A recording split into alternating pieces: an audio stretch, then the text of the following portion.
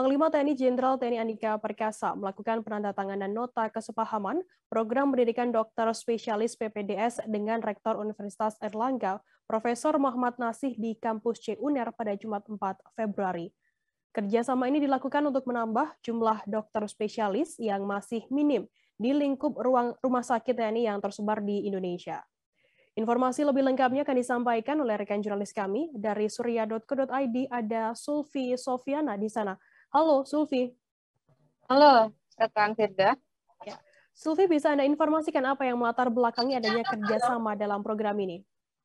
Ya, Jenderal Andika mengunjungi Universitas Airlangga hari ini untuk melakukan kesepakatan antara pihaknya dengan Universitas Airlangga untuk memberikan pendidikan kepada dokter spesialis. Hal ini karena ada 939 dokter spesialis yang menjadi sasaran di wilayah TNI, mohon maaf. Dan saat ini baru ada 422 dokter spesialis, sehingga sekitar 46% dokter spesialis yang baru terpenuhi. Dan untuk memenuhi sisanya, TNI akan berusaha bekerja sama dengan Universitas Airlangga untuk memberikan pendidikan lanjutan. Demikian, Firda. Oke, Sulfi, kabarnya juga ada kekurangan tenaga kesehatan begitu di rumah sakit TNI di Indonesia. Bisa Anda informasikan terkait hal ini?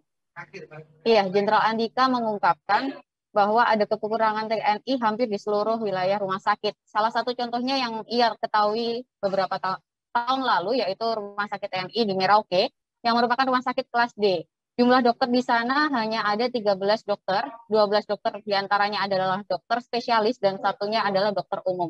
Dengan jumlah tersebut dan juga jumlah anggota dan juga masyarakat di wilayah Merauke, pastinya jumlah tersebut sangat minim, sehingga tahun ini ditambahkan 24 tenaga kesehatan di sana.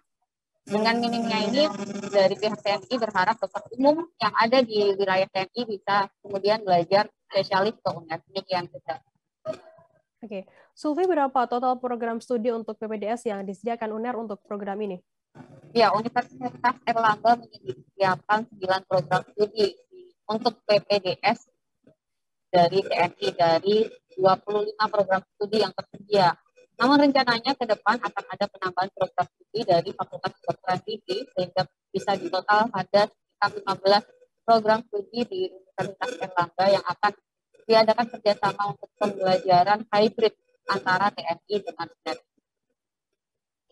Baik, terima kasih rekan jurnalis dari surya.id, Sulfi Sofiana atas laporan Anda. Selamat bertugas kembali. Dan tadi Tribuner, Sulfi juga sudah menghimpun keterangan dari Rektor UNER, Profesor Muhammad Nasih, dan juga Panglima TNI Jenderal Andika Perkasa. Ikut liputannya untuk Anda. Dalam perspektif yang lain, kita melihat bahwa persoalan nasional ada disparitas di berbagai macam hal, termasuk kebutuhan yang sangat mendesak di berbagai macam institusi dan daerah. Nah, oleh karena itu kemudian kita harus mengerahkan semua kekuatan yang kita punya, termasuk dengan mitra-mitra strategis kita, salah satunya adalah dengan TNI.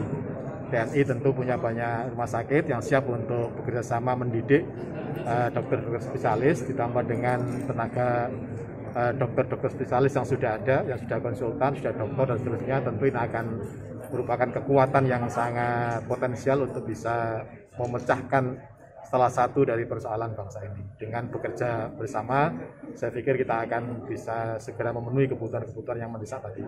Prinsipnya di sana ya. Program hybrid itu sendiri seperti apa? Ya? Program hybridnya itu seperti apa? Dari kombinasi antara university base yang melakukan proses pendidikan secara formalnya dan pemanfaatan seluruh tenaga di rumah sakit yang akan menjadi laboratorium dan tempat pendidikan utama bagi para spesialis. Sehingga dua-duanya kena, karena kalau hanya UNER saja tentu kekuatannya sangat terbatas, sehingga kita juga harus mengerahkan semua sumber daya yang kita punyai, dan menurut saya yang sangat potensial dan siap untuk melakukan itu adalah di kawan-kawan TNI.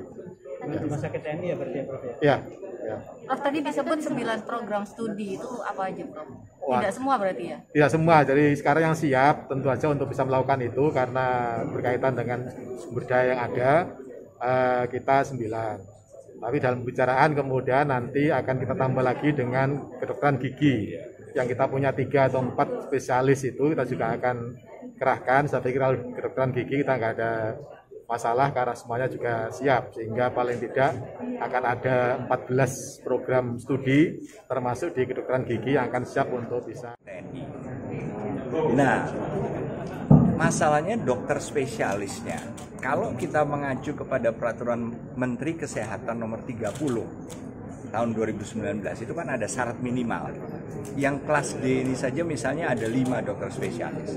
Sehingga syarat minimal 116 rumah sakit TNI itu jatuhnya 939. Sekarang kami hanya punya 422. Jadi sekitar 46%, 47%. Oleh karena itu memang sangat kurang.